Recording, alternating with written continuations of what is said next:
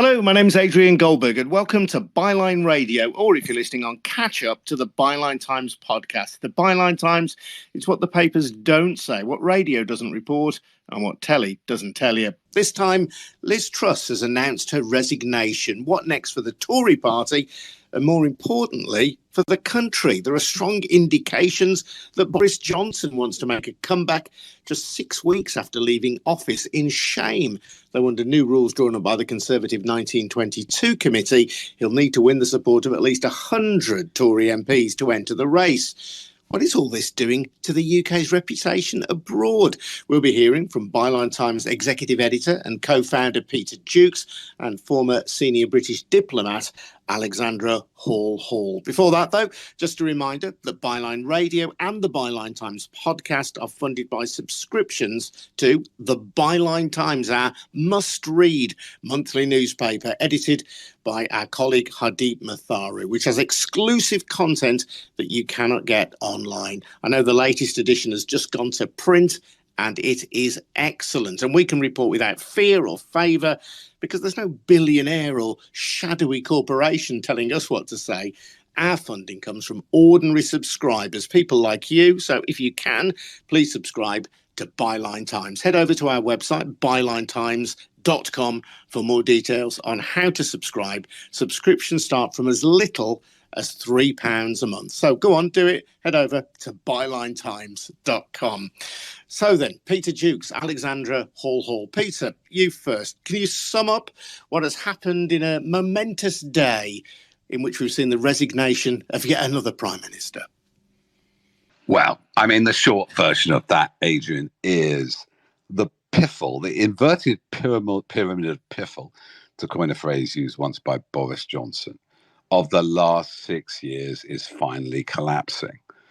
Liz Truss is a morbid symptom of what has happened to our constitution, our country, our economy more than anything in the last 6 years since the lies told to us on the side of a bus that we'd save 350 million from leaving the EU and that'd be spent on the NHS. Everything else, I say, Alex might agree or disagree, stems from that lie, because we first had it Theresa May, Boris Johnson having led the Vote Leave campaign, Michael Gove stabbed him in the backhand, and Theresa May came in trying to square this circle of sovereignty and economic growth with her version of Brexit, which ended freedom of movement, single market. She was rapidly stabbed in the back by Boris Johnson, who plotted against her and came up and went to the country with his oven-ready deal, which wasn't that, well, it was half-baked cake as far as I could see, which promised the earth and actually was an even much harder Brexit than the one that Theresa May had gone forward with. The consequences of that were disguised by COVID and then the war in Ukraine, in that our relative economic decline was masked by general global decline and recession and the supply chains and oil price hikes. But what happens is that Boris Johnson, who fronted this huge first lie of 350 million on the side of a bus, became addicted to lies. He built his own inverted pyramid of lies, especially around lockdown breaking parties, let alone contracts to cronies and everything he did. He collapsed with that. And so we have the last bit of froth at the top or the bottom of this inverted pyramid of piffle, which is Liz Truss, because she promised Johnsonism without even the residual fake allegiance to levelling up. She promised Singapore on Thames to lower taxes and go for growth with no market fundamentals underneath her market fundamentalist advisors. And the world caught up and woke up to the catastrophe, the slow motion car crash of the last 6 years. So that's my sort of epic version of it. I don't see that any successor can solve the problems in the Conservative Party, which has been basically confected out of a lie for 6 years. And we're in a very parlous state. And we have the prospect now of Johnson, at the very least, seeking to regain power. The rules by the 1922 committee for the next Conservative Party leader election have, certainly in the eyes of some people, been drawn up in a way to exclude Johnson, because he would need the support of at least 100 MPs to get onto the final ballot sheet for the membership to vote. But the suspicion is, I think, that if the membership did get to vote, if he does get those 100 MPs, that he would probably win the popular vote amongst Conservative Party members. Well, this is just another example of the trap they're in. Let us not forget that Boris Johnson faces a major parliamentary inquiry in November against the multiple lies he told about breaking lockdown. The idea that Boris Johnson, who left in disgrace, was marginally above Liz Truss in his ratings, but still limbo. She just limbo danced under his low ratings. It just shows what's happened to the Conservative Party. You know, it was Donald Trump himself who said that Boris Johnson was Britain Trump. This is a man like Donald Trump who's only thinking of his own advancement, his own profile in the papers, his own personal vendettas, his own vainglory. He will do nothing to steady the markets. He will do nothing to help the country. It's all, as it always has been, about him. And it is just spin. It's just spin. He just wants to be in the headlines. Guido Fawkes, who, of course, big Boris backer, registered in 2012, the site Boris 2020, was such a big Boris backer, is running this ridiculous slate where Boris Johnson's got 40 MPs backing him and Rishi Sunak's got 32 and somebody else I can't remember has 7. It's all, you know, this is just people pursuing their pals in power to get gongs, I don't know, or crony contracts. It's nothing to do with the real world. No way is Boris Johnson coming back, but he loves the limelight. And meanwhile, we suffer. Alexandra, you are a former senior British diplomat with 3 decades worth of experience. How does this make the UK look abroad? Well, how do I come in on the back of Peter's rather graphic and vehement comments, all of which I agree with? I mean, how it looks on the world stage is exactly how it looks at home, which is it's a shambles, it's a shit show. I'm no longer a diplomat, so I can say words like that. The problem that we have is it's not even the last 6 weeks of chaos. It's not even a few months of vacant government since Boris was dethroned in July. I mean, Johnson has been under pressure since Partygate started emerging last year. And Britain has been in trouble, as Peter said, really ever since the Brexit referendum vote. And I would argue even the months leading up to that vote, because the dishonesty crept in then.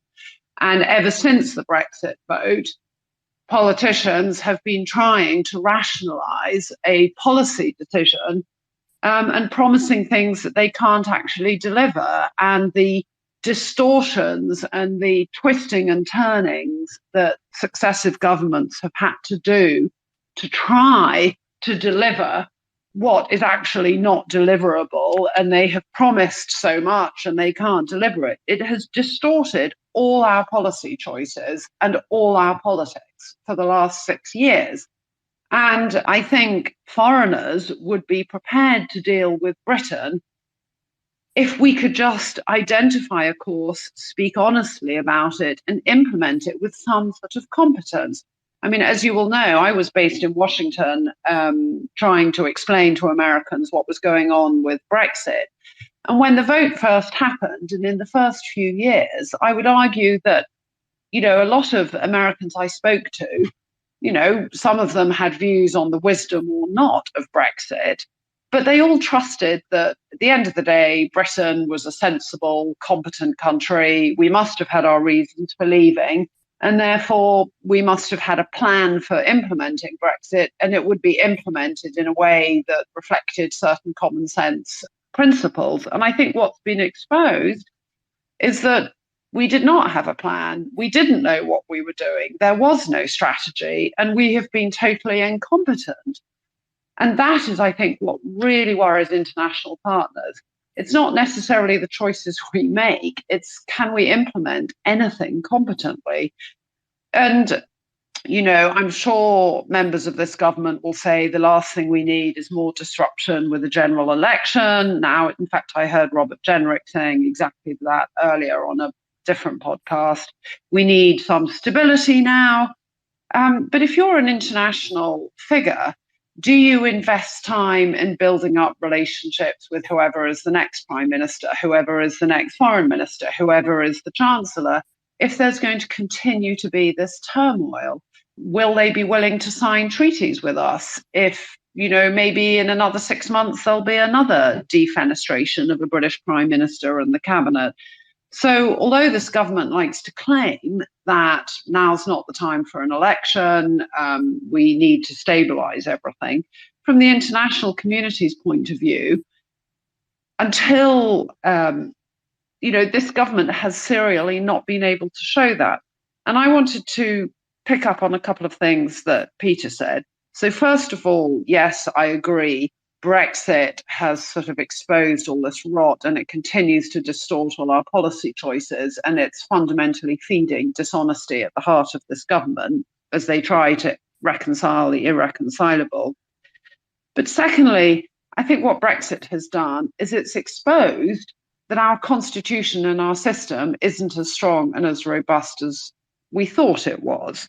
Our media peddle lies and are in the pockets of some politicians, that our politicians can be influenced by think tanks, the sources of whose funding remain murky, that when an executive overreaches, we do not have the checks and balances that exist in other governments. We don't have a head of state who can hold the executive to account. We don't have courts who can hold the executive to account. We don't have an upper chamber that can hold our executive to account. So I think it's exposed much more fundamental problems in our system.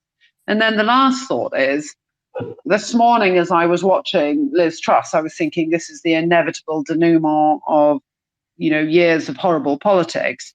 But actually, as Peter was alluding, it isn't even the denouement yet. It seems to me we still have further to go. If people like Johnson think they can put their hat in the ring and have a sort of a degree of MPs still thinking he should come back, or candidates like Suella Braverman and others who have embraced Brexit with all its dishonesty, we're not yet at the bottom.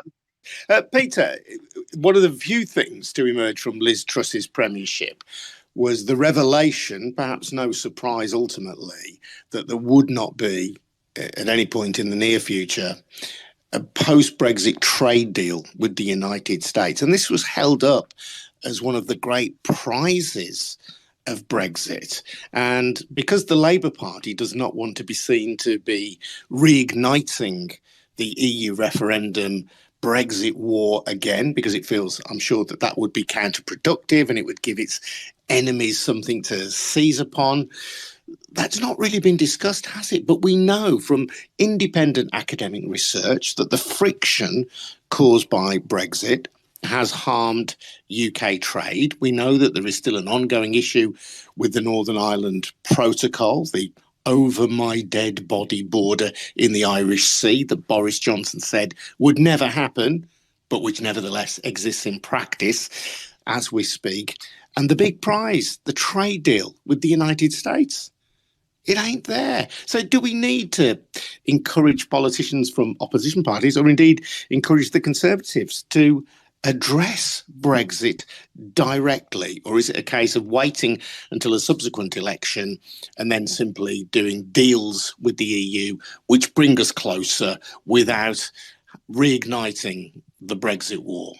Yeah, I mean, Brexit, well, I never liked the term, and Brexit means Brexit, thanks to Theresa May, is one of those conundrums which will haunt my mind and no doubt millions for years to come.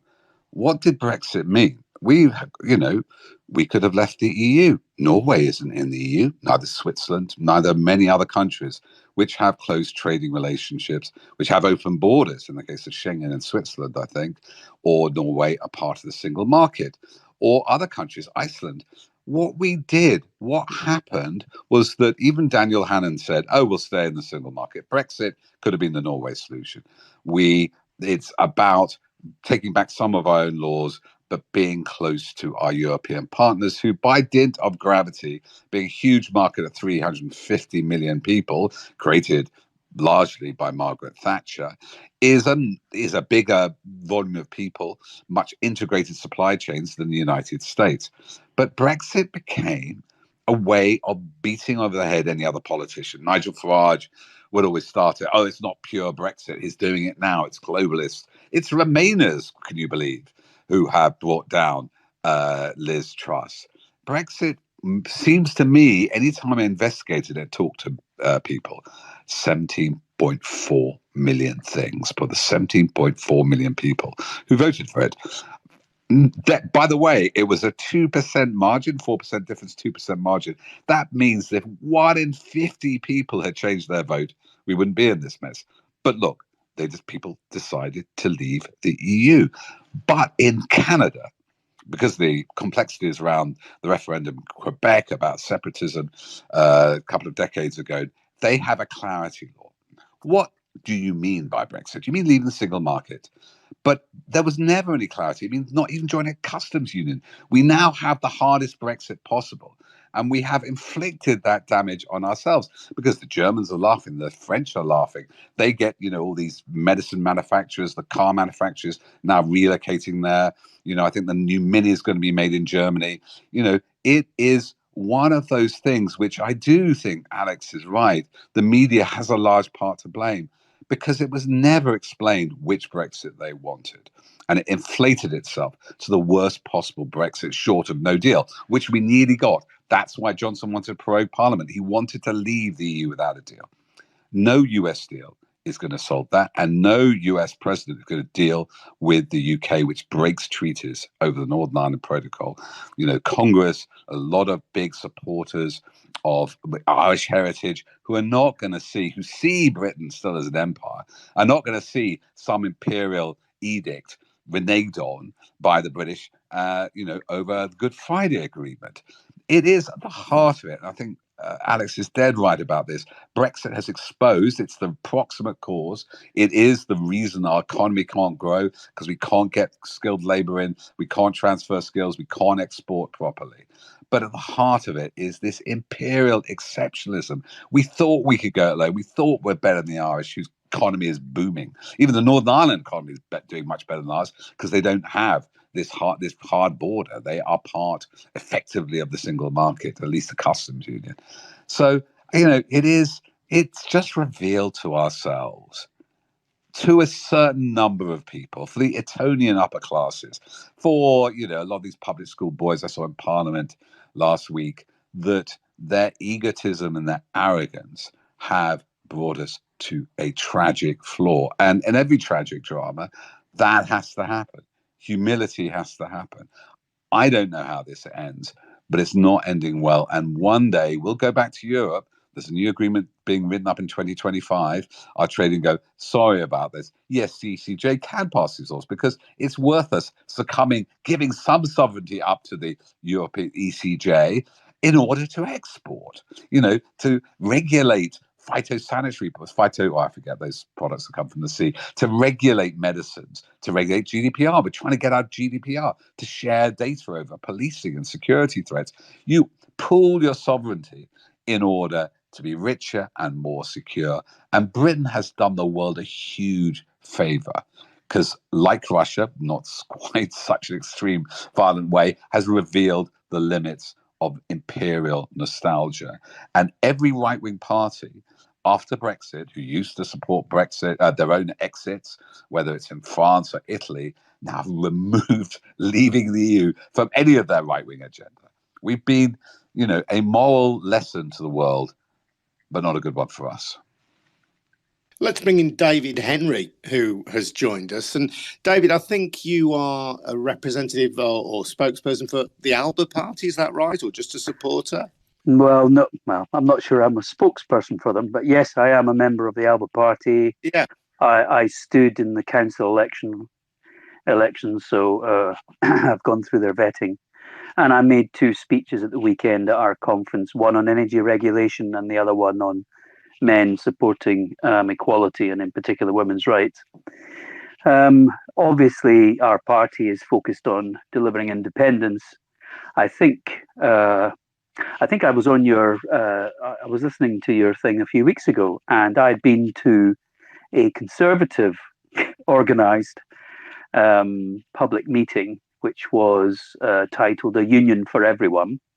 And I went there, and I think I got the first question, and there was no positive message. But I did pick up from that meeting, that's 2 to 3 weeks ago, that there was a civil war brewing in the Conservative Party, which is precisely what's now been exposed.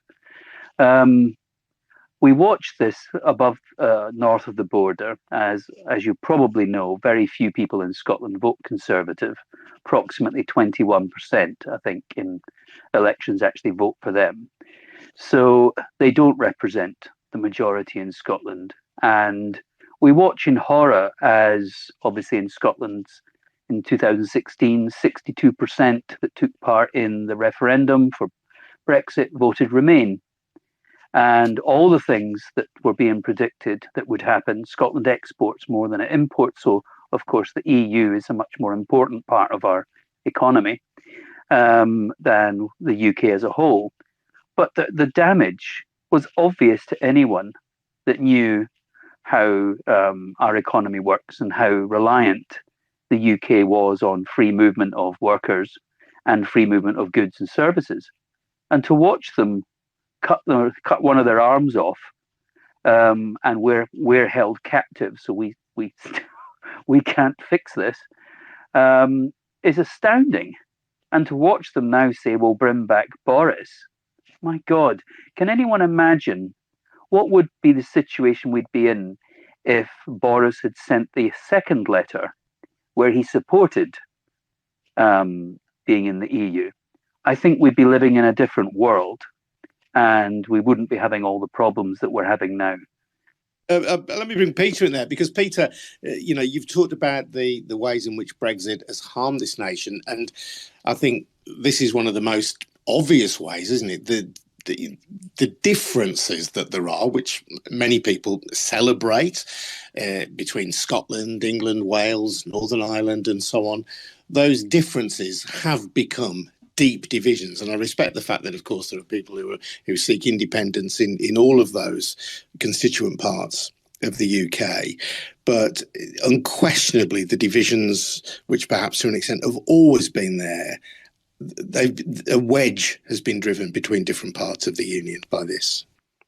Yes, I mean, and this goes back to what Alex said about our constitution.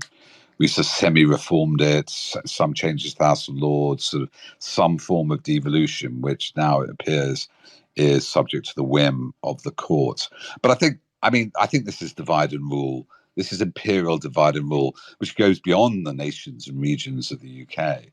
It is, and I was in Parliament yesterday, it is a narrow cabal of public school, mainly boys, with a few outriders on the cultural wars like Sweller Braverman, fighting over who gets the top chair. And that is so clear that Boris only wrote that letter supporting Brexit, having apparently, according to Reuters, met a group of Eastern European businessmen who persuaded him to get his own back at Cameron, who was made head boy and he wasn't, at Eton. I mean, I'm serious. If you're in Parliament, if you look at the fighting yesterday, this is a small number of entitled people fighting over over a crown, over the riches. And we have to ask about our political system, that it has rewarded, in a way, this inward-looking battle in the Conservative Party. Why did we have a referendum, right? Why? Because Cameron, in his third gamble, first gamble was the coalition, second one was IndyRef, where of 2014, he had a scare there. Mm-hmm. And his third one, I will shut up the right of my party in UKIP by winning a referendum. It was nothing to do with the interests of the country. It was his own political position within that toxic shark tank we call the Conservative Party, which used to be famous as a conspiracy to gain power. I would do anything practical, change its tune, before Corn Laws, against Corn Laws, before house building, against it, for war, against war, in order to get power. I think it goes back to 1990 and the defenestration of Thatcher. And you had this hard rump of Thatcherites, who are also Eurosceptics. She famously left because, well, poll tax riots, but this no about about the euro and further union, which made Howe leave. But they became, from the practical party of slightly cynical conspiracy to gain power, an ideological camp. And that ideology has gone more. I mean, people debate this. I'm arguing this with Tom Harwood from GB. They're not a far right-wing party, but they're definitely a hard right-wing party. And this ideology, which particularly focused around Brexit, has debased the currency. And the media, mainly owned by oligarchs and billionaires, many of whom don't pay tax here, has egged this on for their own profit. Alexandra, from your former diplomat's position, how difficult do you think it is made to govern the UK when, as David says, you've got 62% of the people in Scotland voting to remain, but we have what is perceived to be an English nationalist Conservative Party leading the country and pushing us out of the European Union?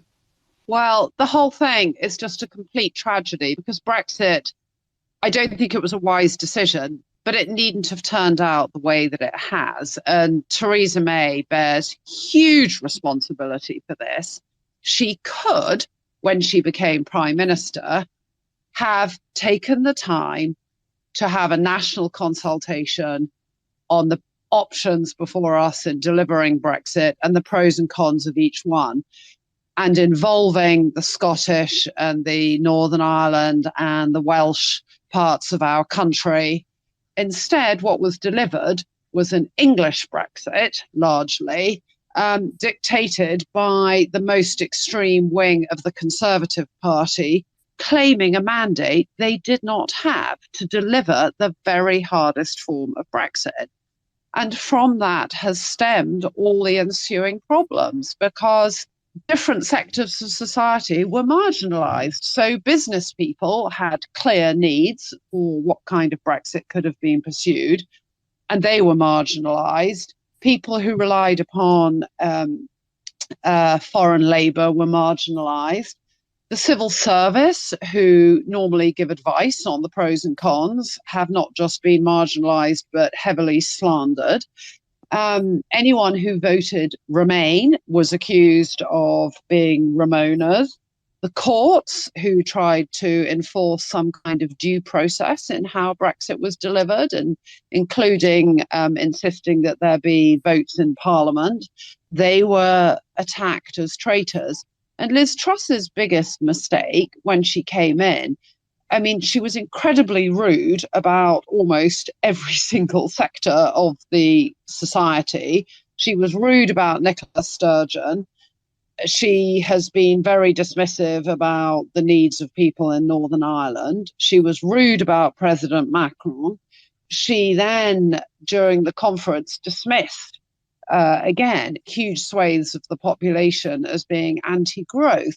And there has never, ever been an attempt to reform an inclusive approach to government that would have allowed the different voices to be heard. And that's why I fear what we're facing now is a huge crisis in our democracy, in that a very small cabal have dictated policy for the last few years, and they are still fighting amongst themselves, as Peter has said, over the spoils. And the sense of entitlement that someone like Boris Johnson displays in thinking he should just be allowed back to be Prime Minister, and that if the rules suggest he might get deselected for lying to Parliament, he can just rewrite those rules. That sense of entitlement. And Peter also talked about the sense of British exceptionalism.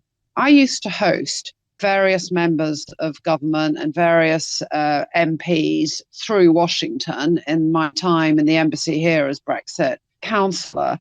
And it was absolutely extraordinary. They would go to right-wing think tanks that basically agreed with them, and they would say, well, German car makers, will do a deal with us because they need us more than we need them. They dismissed loftily the concerns of the Irish American caucus on the Hill, and they were absolutely impervious to any advice. Absolutely impervious. We were all just deluded or Ramonas or disloyal. That is sort of the leitmotif of their entire government, of dismissing anyone who disagrees with them as traitors or anti-growth or disloyal or failing to take advantage of the advantages of Brexit. And so until we get a government and a prime minister who is willing to listen to different pieces of advice.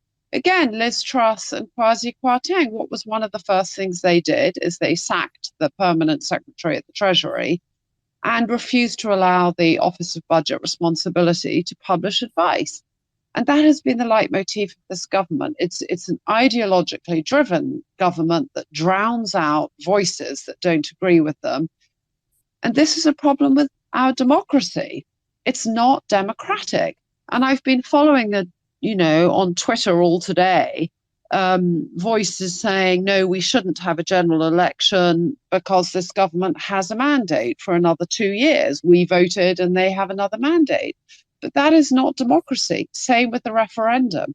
We had the referendum, but democracy doesn't mean one vote binding for all eternity. And so I really feel our country faces some very, very serious and troubling constitutional issues right now. And I don't know how much further we've got to go to sink before finally there is the final denouement and someone in their party says, we have got this wrong. We have made mistakes. And it's not just that we appointed the wrong leader or that we communicated badly. We need to look into ourselves, look how we got to this point. And unfortunately, I think that means a period in opposition, quite a long period in opposition. And quite recently, my husband was saying, Alex, you need to be careful not to become a sort of partisan commentator. I'm not a partisan commentator. I'm looking for decent, competent government. I'm not ideologically to the right or ideologically to the left. I'm looking for competent government.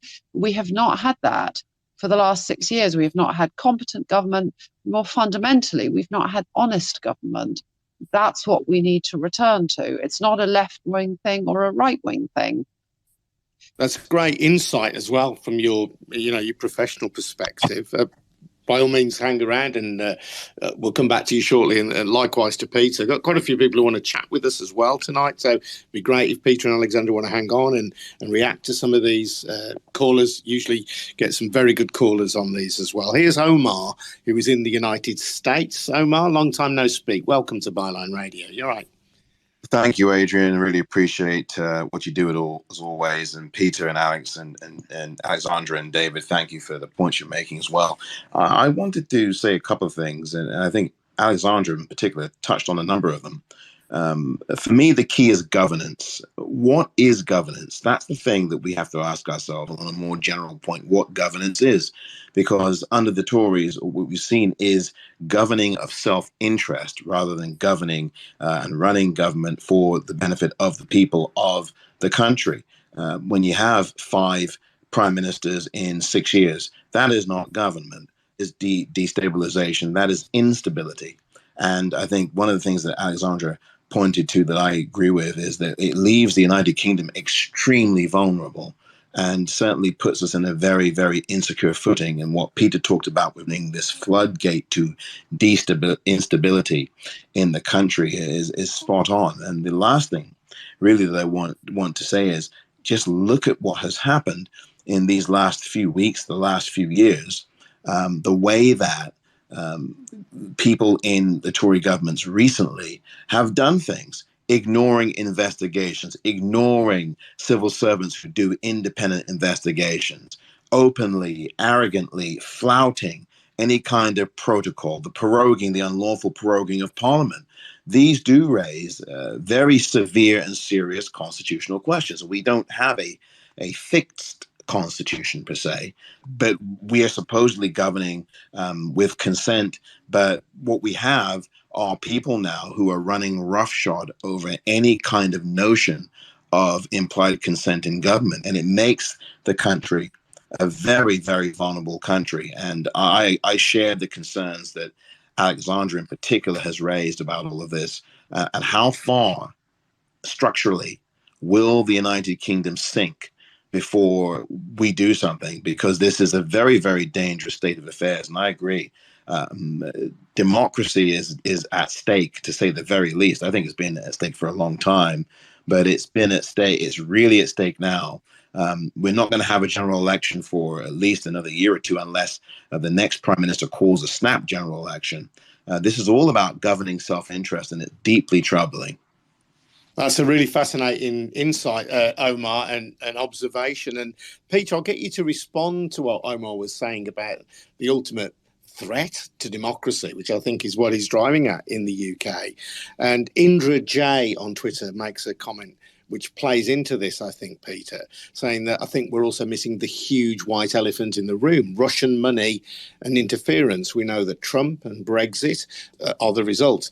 The Scottish independence in 2014, that vote was affected. And Lebedev, John Sweeney's documentaries, must-watch viewing. Until that's sorting, nothing will be fixed. So this is something obviously Byline Times has investigated and exposed a lot, attempts at least by Russian oligarchs, the Russian state, to interfere with our politics.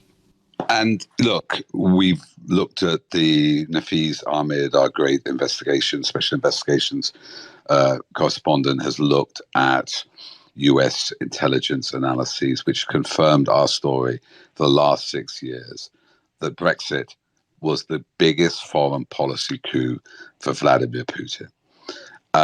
There is no doubt of their influence in the election, in the referendum in 2016, in terms of RT and Sputnik and the troll farms owned by the guy who runs the paramilitary outfit Wagner. There is a wash of money from Russian oligarchs in the Conservative Party. These things were repressed. The Russia report was, Boris Johnson tried to hold it back. It eventually came out, heavily redacted. And as you're right, John Sweeney has shown his close proximity with the Lebedevs, but there are other oligarchs around. And this is a global picture, because we see the funding of right-wing parties, Eurosceptic, not now, after Brexit, across Europe. In Germany, the AfD, Salvini in Italy, Le Pen gets a loan, Gerd Wilders gets money from Russia. There is a global threat to democracy from authoritarian oligarchies like Russia, which has democratic features, and like China. And it's just extraordinary that the Brexit debacle meant that the biggest compromise, I always said, was that the Conservative Party couldn't admit this. And Boris Johnson, late in the day, it seems, it was only in February and January, he said we could start shipping anti-tank missiles to Ukraine, may have cottoned on. But unlike Joe Biden, America's still in a powerless position. Joe Biden, I think, whether you like him or not, think he's too right-wing or too left-wing or whatever, he's done a job, and Congress has reasserted itself with the January 6th inquiry. The FBI has been active investigating Russian interference, various other oligarchs, sanctioning them. We've done nothing to look at this in our own society in any official way. I sat on APPG, these all parliamentary groups, just one talk with Carol Cadwallader, Peter Pomerantsev, I think Elliot Higgins from Bellingcat in 2018, saying it's a problem of dark money, dark data, and ideology. Because let's be clear, you can see it so clearly in Ukraine, but you can see it by Russian-funded right-wing movements across Europe and America. These are anti-democrats. They are part of the war. And they fund, Russian oligarchs fund these anti-feminist movements, these anti-woke movements. They believe that globalism, that human rights, that the international order is bankrupt, and nationalism, aggression, imperialism should come back. And you can see it in Vladimir Putin's ideology. And people around him like Dugin and Malafeev, they believe in white male supremacy. That's the bigger battle. The best author on this is Timothy Snyder. And the problem is the empirical nation, Britain, a nation of great novelists and scientists who run on evidence, who are like pragmatic, like shopkeepers, thanks to this, what's happened the last 6 years, cannot look at itself. It's like it's hiding. It's like, what's that famous, I'm going to say Jekyll and Hyde, no, it's the other one, Dorian Gray, where this Boris Johnson is listening, boy, there is, and we're seeing it now, the portrait of Britain is decaying in the attic. I had 2 calls today, one deeply concerned friends in the Netherlands and Poland. What's happening? People look at us and despair. Peter wants to join our conversation. Peter, just tap your microphone. You can join. Yeah, hi. Yeah, I think we've got to look at. I'm actually thoroughly convinced that Brexit was actually a Trojan horse. It was dragged up to the walls of the UK. They sold it through the herd instinct, which is a very powerful instinct, where you create an enemy, an artificial enemy, you call the herd to defend itself and its DNA, you stoke up hatred, xenophobia, all the other bits and pieces. And it is so powerful, that herd instinct, that people will respond to it. Now, it happened you can see it in Russia at the moment, where they control the media, they spin out lies, and people want to believe it. And it's a very similar pattern here in the UK. But what has actually happened is that this is not the Conservative Party. This is some sort of UKIP, ERG concoction, which has slowly taken over. If you remember, the ERG sat in judgment of Theresa May, deals she got. They sent her packing and said no. They wanted no deal. But the whole thing, the whole purpose of this was to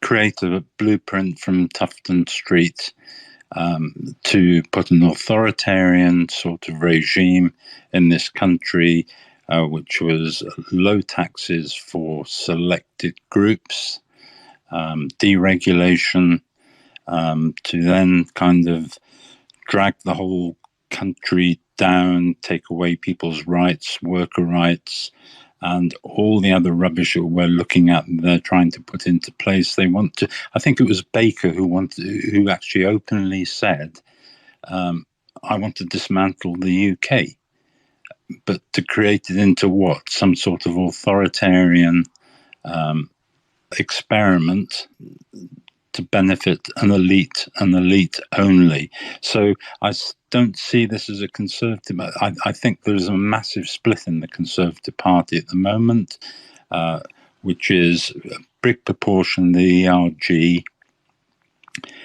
who were desperate to keep Boris Johnson in place. Not every single one, but the majority of them, or the hard right, if you want. They scuppered Sunak because they hate him, and they wanted to keep Johnson in. They couldn't, so then they decided, we've got Truss, who's a complete puppet, and we can kind of tell her what to do, and she'll put it all into place and continue with our reset of the UK. Okay, thanks. Yeah, interesting thought. Thank you. Go on, David Henry, you want to... Yeah, I remember reading a very interesting article in, I think it was the New Statesman, back when the Brexit was still to happen. And it was made clear that what they were actually proposing was to try and create Singapore on the Thames. That was their idea. Now, if anyone knows that after the British disastrous ruling of it, it was left almost destitute, and Malaysia wanted nothing to do with them and cut them off. And they were left on their own. But because of their position in the world, they were able to build effectively a port and deal with trade. But in fact, it is a very low taxation. The ironic thing is, the idea of the UK being able to be turned into Singapore on the Thames First of all, 80% of all property in Singapore is owned by the state. So that wouldn't really fit unless you want to give up your house to the Tory government. But they want their idea, which doesn't fit the UK in a Western democracy.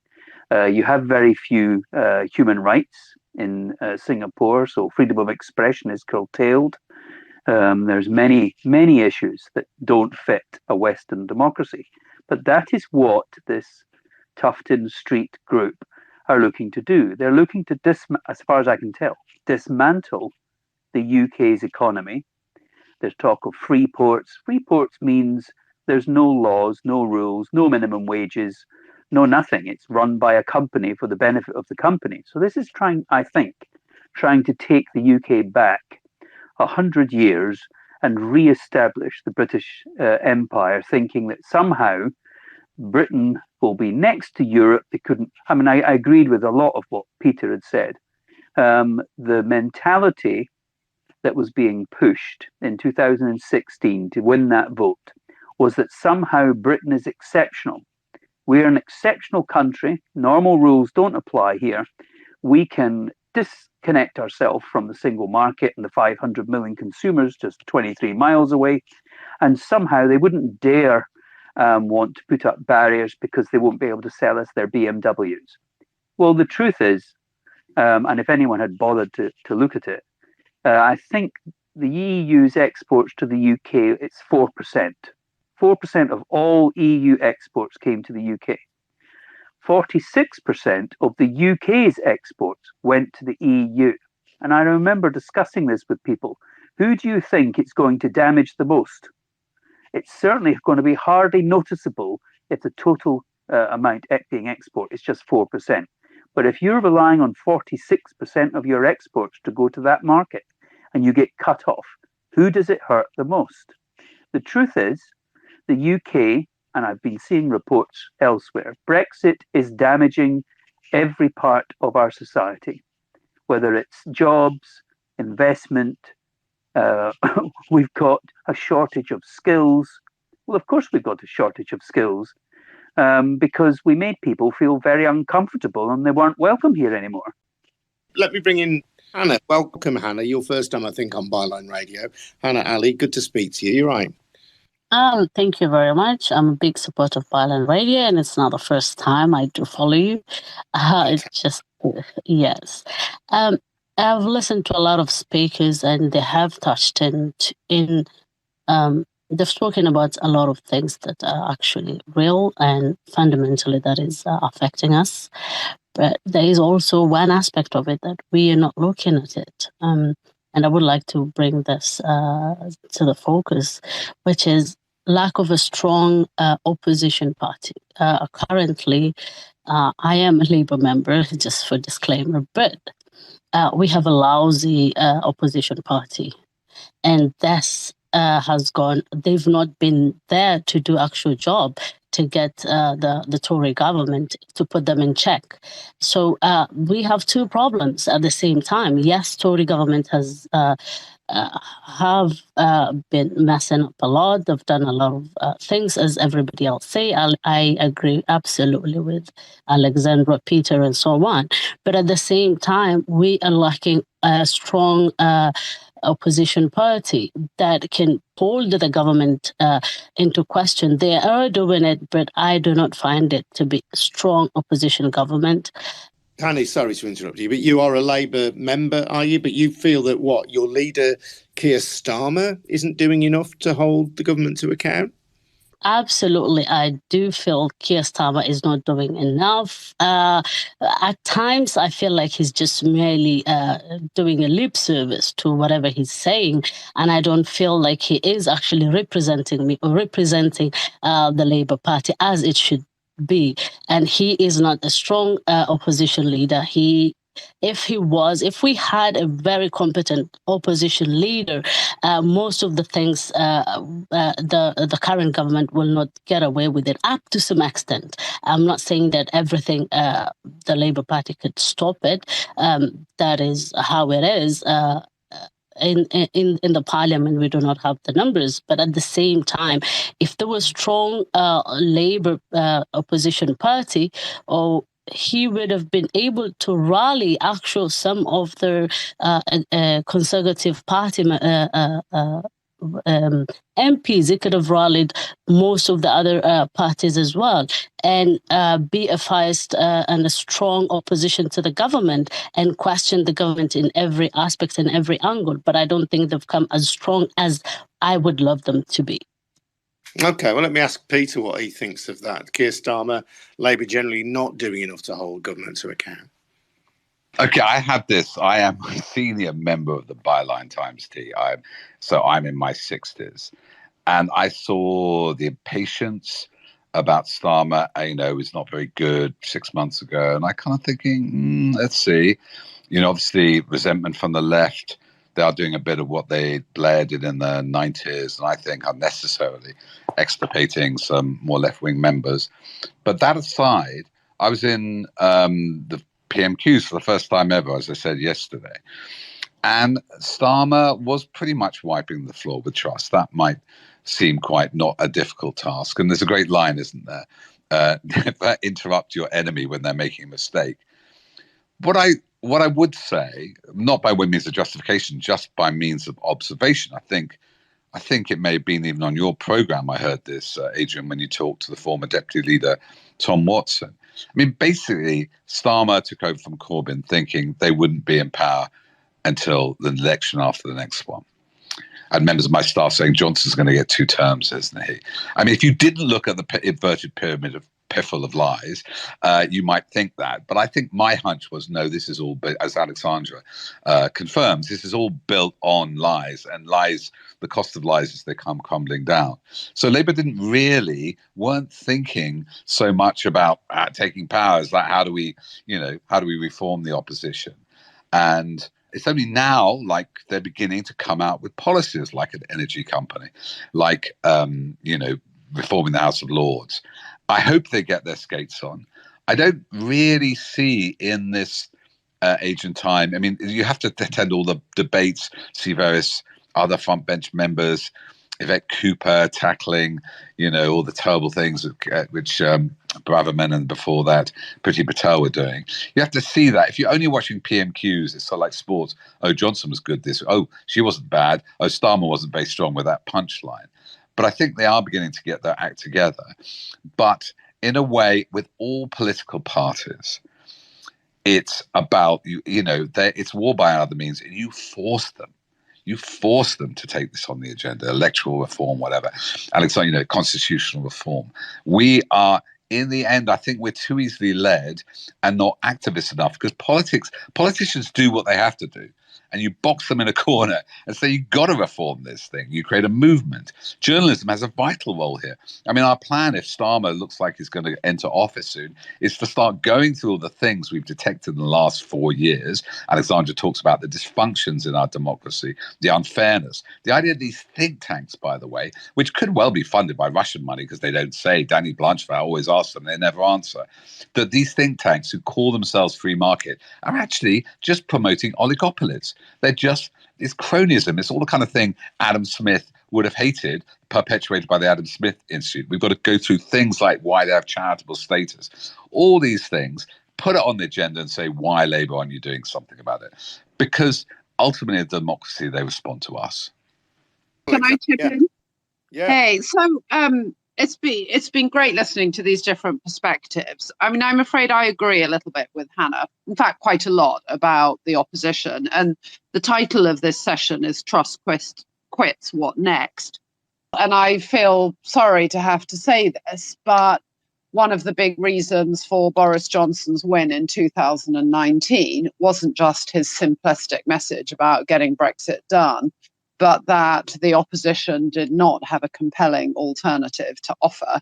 And Jeremy Corbyn, who obviously animated one section of the electorate very strongly, also turned off quite a lot of the rest of the electorate. And I know many, many people who said, well, I don't like Boris, but I absolutely can't vote for Jeremy Corbyn.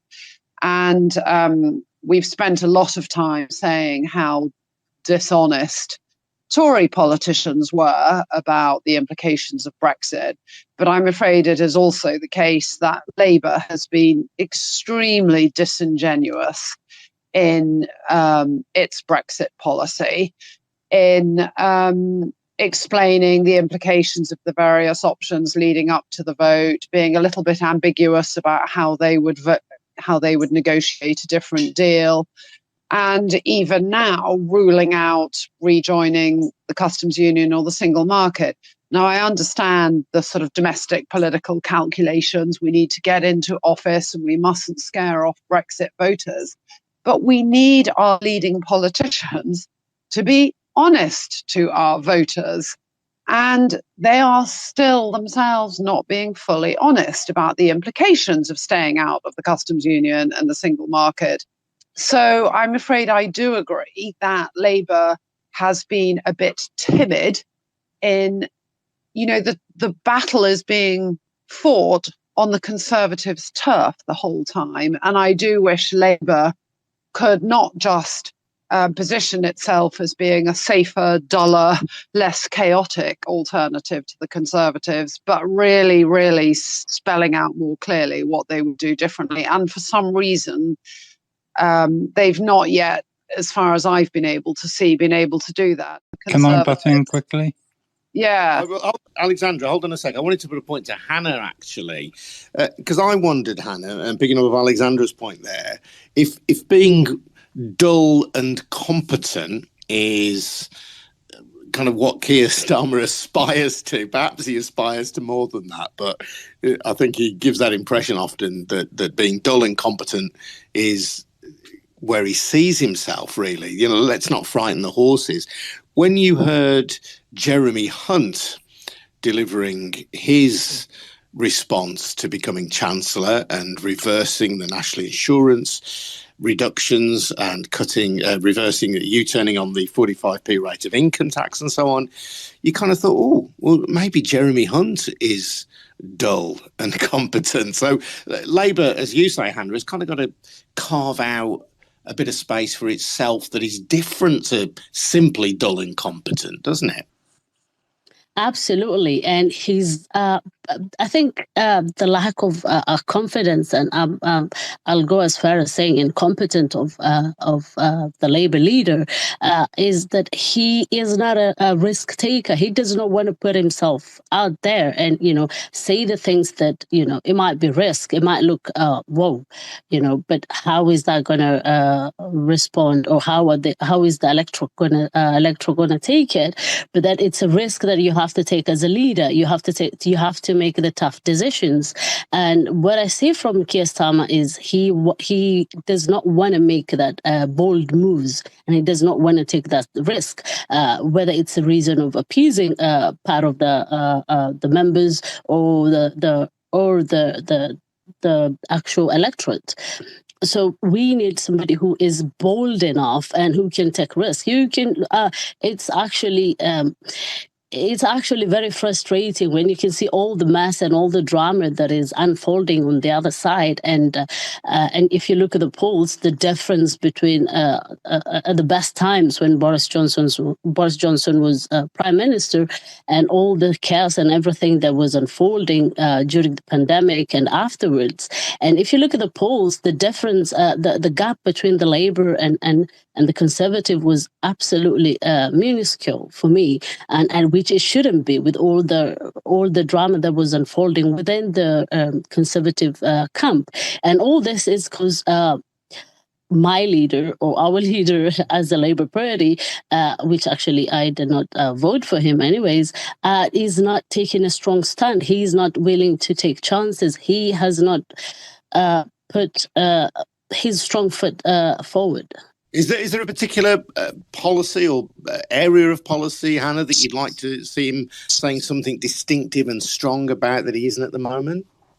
Actually, there is nothing distinct and strong that he's been saying, maybe for the last couple of weeks. Is there something that he's missing that you would like him to say? Anything in particular, any particular area of policy that you feel strongly about that he isn't addressing strongly enough? Yes, in areas to do with the taxation, the reform of the energy, in areas of deportation of the asylum seekers. There's a lot that he is not bringing out policies, or he's not clearly where he is, and most of all is in regards to joining the single market. He is not absolutely touching that, and I don't think he does want to touch that, just because of not upsetting the Brexiteers part of the electorate. But I think it's something that he needs to actually, which is fundamental for me to focus on. If we are going to get our economy up, and if we're going to face it that Brexit has not done anything. All the things that were promised during Brexit did not happen. It has actually caused a lot of problems in many sectors of the society. So if he could actually put a stand on that, only that, and say, no, we are going to be part of the single market, only that would have been a plus for him. Great to speak to you, Hannah. Thank you. I'm going to take a final caller now. Thank you to everybody, by the way, who has joined in. And I'm sorry if I've not been able to get you on, or if you've not had the chance to say everything you want to say. But I really am grateful for everybody joining in. And this is such a febrile political moment. We may well be here again at this time tomorrow night. So please do come and join us. Before we go and before we take our final caller, just to remind you that Byline Radio and the Byline Times podcast are funded by subscriptions to the Byline Times. It is a fantastic, good old-fashioned newspaper. It has some of the best of the articles that we have online at bylinetimes.com, but also has unique content that you cannot get anywhere else. A subscription starts from as little as £3 a month, so please take out a subscription. You'll not only get that fantastic newspaper, but you're helping to support Byline TV, you're helping to support Byline Radio, and the Byline Times podcast as well. Let's go to Fee, who is going to be our final caller this evening. Hi, Fee. Welcome. Hello. Thank you. Yeah. Right. I'm just a granny. Nothing special. I don't support any particular party, but I have been very, very interested in politics for some years. And went down to Frome for the Unlock Democracy Magna Carta event they had in 2015. Anyhow, I just wanted to address a few things. It's not a game show. We're talking about running the country for the majority of the people. It is not a game show. You don't take risks. I can fully understand why only certain segments of what Keir Starmer have planned have been released to the press, because more often than not you find it in some kind of watered down or trumpeted way coming out of a Tory's mouth. So such things are for the manifestos when they come out. So that was the first thing. We really need to get the reports out. The Russia report, the reports into the disability problems, all these reports that this lot have been sitting on. And then, we're not going to see them because, they're irrelevant because we've all got free ports. This goes on. It's all linked. No, well, listen, Peter will, I'll get Alexandra to comment as well, but Peter, on Keir Starmer, I do have some sympathy because Fee says some of what he says will end up in the Conservatives' mouths, and that's partly true. But we also know, don't we, and again, part of the power of Byline Radio in opposition to the mainstream media is we know that there's this group of newspapers run by oligarchs, really, run by non-doms, people who have interests beyond these shores. And we're talking about the Daily Mail, we're talking about Murdoch's papers, we're talking about the Telegraph, that will seek to seize upon anything that Starmer says and destroy it. They will do that as a matter of principle because they're serving other interests. That just to me, Adrian. Just briefly, because Alec, Alex's view is very good, and this is very even because she has kind of worked in the blob and abroad, and she's sort of sees beyond the partisanship. But it is quite clear that Labour leaders have faced a unique opposition from the mainstream press. I've done a podcast, Daniel Morgan murder. They had murder suspects bugging apartments, burglaring to get dirt on politicians. That's what Murdoch did. We see the kind of monstering that Dacre does. And, you know, Corbyn had a really hard time. Ed Miliband didn't have a good time. But now I think the good news is, I think, they're a bit of a busted flush, like Tufton Street. I think they're busted flush. Why? If the way that Blair, I'm not sure he needed to do it in retrospect, the one way that Blair thought he could come to power and bring New Labour to power was to cozy up to Murdoch. He flew out to see him, being godfather to his children, for God's sake. And I think they're losing circulation. They've lost circulation for 10 years.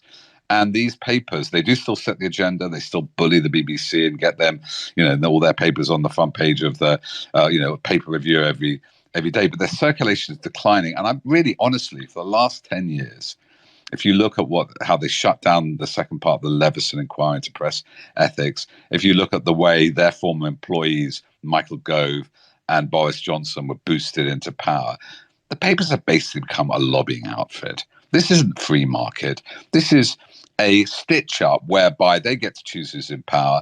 They then get bungs back. They get VAT off their websites. They get these COVID bungs, hundreds of millions of pounds in advertising during COVID. It's exactly what Adam Smith hated. A claque of rich people meeting in private and not serving the interests of the public. I think this pyramid of piffle I talked about is all coming crumbling down. And I hope Alex agrees with me and she'll still hold my hand and stay there while we survive in the debris. I'm on behalf of the blob. Thanks, Peter. I mean, I think you're right. I have been out of party politics, and as a former civil servant, I find it very hard to sort of sound political.